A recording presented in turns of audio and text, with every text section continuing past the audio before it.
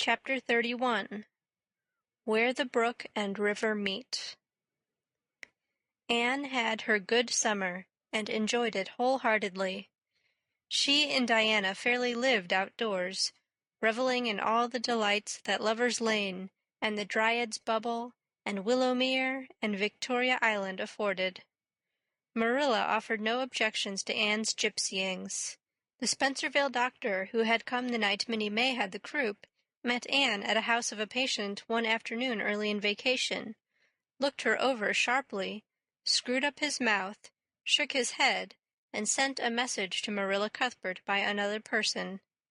It was, "Keep that red-headed girl of yours in the open air all summer, and don't let her read books until she gets more spring into her step." This message frightened Marilla wholesomely. She read Anne's death warrant by consumption in it, unless it was scrupulously obeyed. As a result, Anne had the golden summer of her life as far as freedom and frolic went.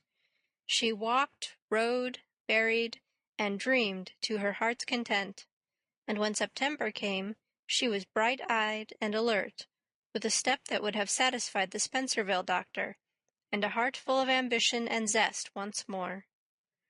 "I feel just like studying with might and main," she declared as she brought her books down from the attic. "Oh, you good old friends. I'm glad to see your honest faces once more. Yes, even you, geometry. I've had a perfectly beautiful summer, Marilla, and now I'm rejoicing as a strong man to run a race, as Mr. Allen said last Sunday. Doesn't Mr. Allen preach magnificent sermons? Mrs. Lynde says he is improving every day, and the first thing we know some city church will gobble him up, and then we'll be left and have to turn to and break in another green preacher. But I don't see the use of meeting trouble halfway, do you, Marilla? I think it would be better just to enjoy Mr. Allen while we have him. If I were a man, I think I'd be a minister. They can have such an influence for good if their theology is sound, and it must be thrilling to preach splendid sermons and stir your hearers' hearts. Why can't women be ministers, Marilla?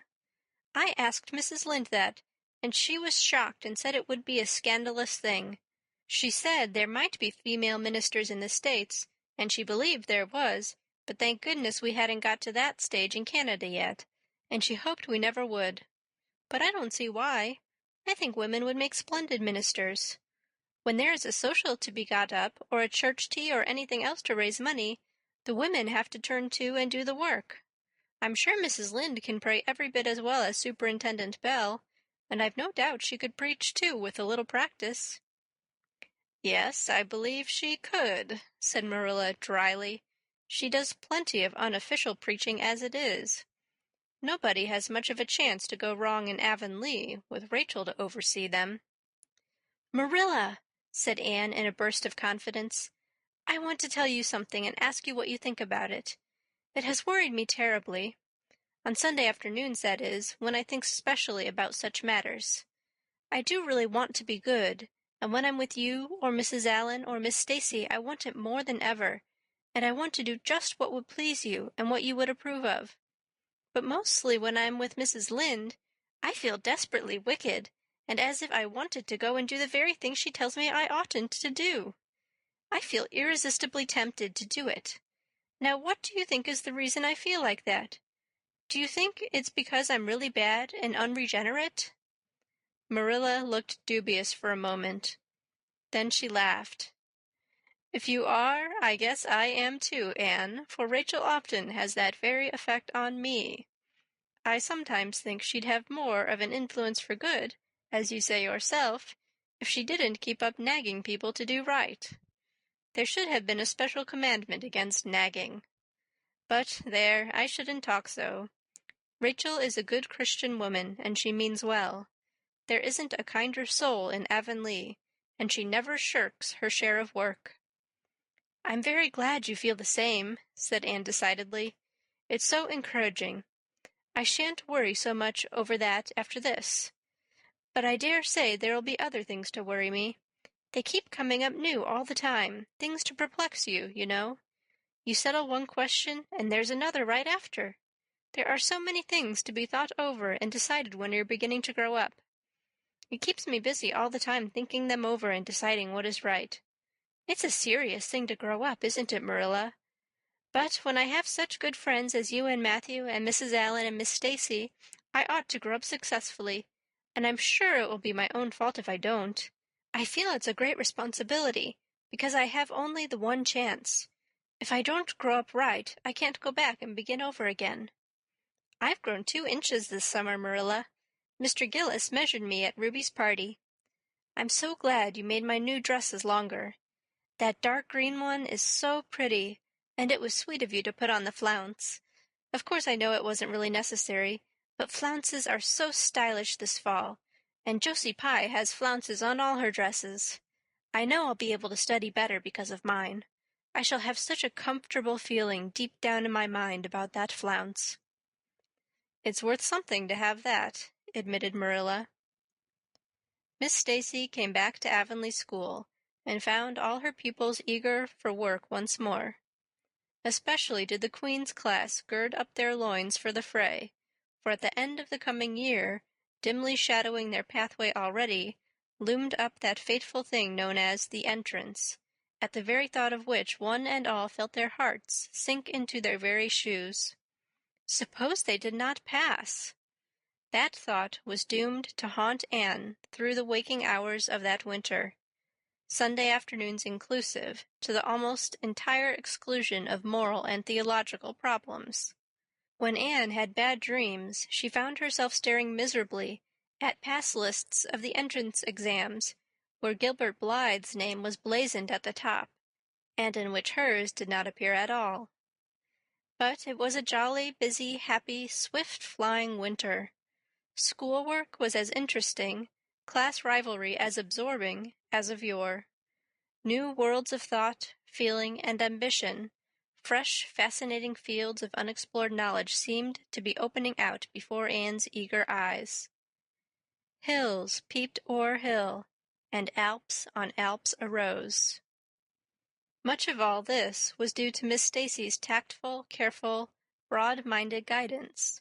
She led her class to think and explore and discover for themselves, and encouraged straying from the old beaten paths to a degree that quite shocked Mrs. Lynde and the school trustees, who viewed all innovations on established methods rather dubiously.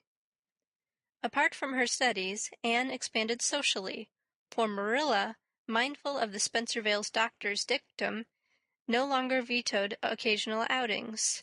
The debating club flourished and gave several concerts. There were 1 or 2 parties almost verging on grown-up affairs. There were sleigh drives and skating frolics galore. Between times Anne grew, shooting up so rapidly that Marilla was astonished one day when they were standing side by side to find the girl was taller than herself. "Why, Anne, how you've grown!" she said, almost unbelievingly. A sigh followed on the words. Marilla felt a queer regret over Anne's inches. The child she had learned to love had vanished somehow, and here was this tall, serious-eyed girl of 15, with the thoughtful brows and the proudly poised little head in her place.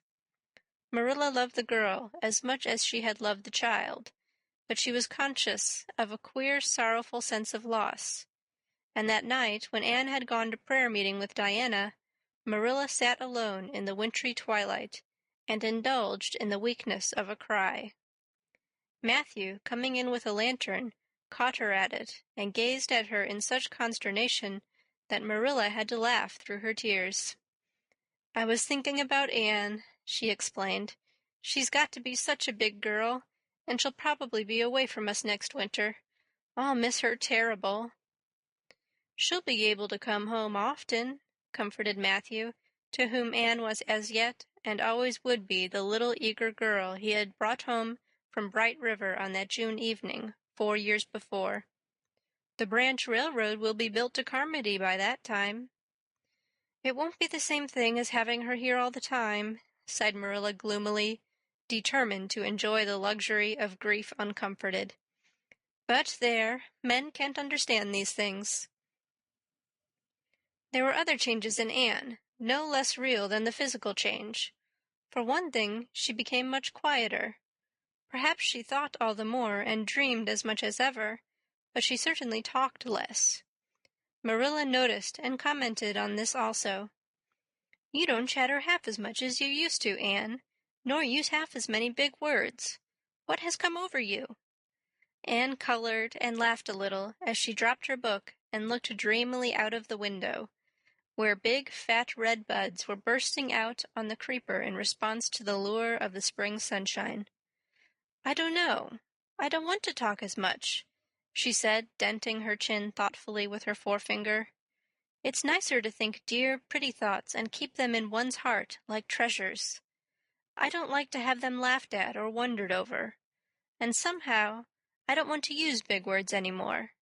It's almost a pity, isn't it, now that I'm really growing big enough to say them if I did want to? It's fun to be almost grown up in some ways, but it's not the kind of fun I expected, Marilla. There's so much to learn and do and think that there isn't time for big words. Besides, Miss Stacy says the short ones are much stronger and better. She makes us write all our essays as simply as possible. It was hard at first. I was so used to crowding in all the fine, big words I could think of, and I thought of any number of them. But I've got used to it now, and I see it so much better." "What has become of your story club? I haven't heard you speak of it for a long time." "The story club isn't in existence any longer. We hadn't time for it, and anyhow, I think we had got tired of it.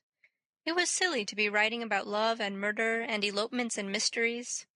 Miss Stacy sometimes has us write a story for training in composition, but she won't let us write anything but what might happen in Avonlea in our own lives, and she criticizes it very sharply and makes us criticize our own, too.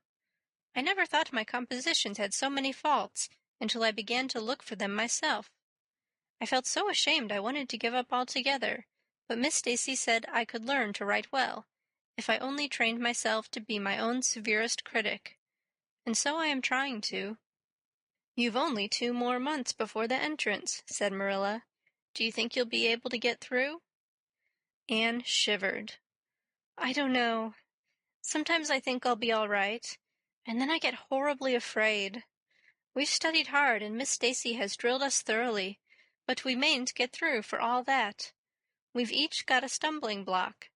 Mine is geometry, of course, and Jane's is Latin, and Ruby and Charlie's is algebra, and Josie's is arithmetic.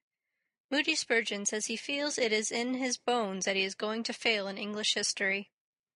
Miss Stacy is going to give us examinations in June just as hard as we'll have at the entrance, and mark us just as strictly, so we'll have some idea.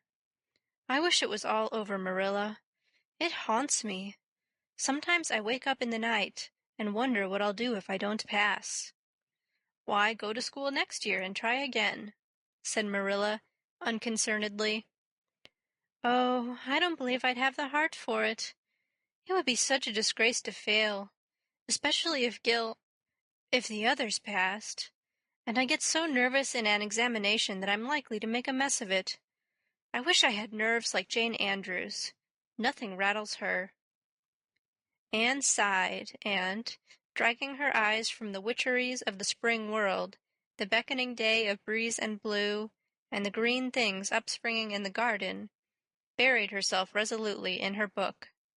There would be other springs, but if she did not succeed in passing the entrance, Anne felt convinced that she would never recover sufficiently to enjoy them.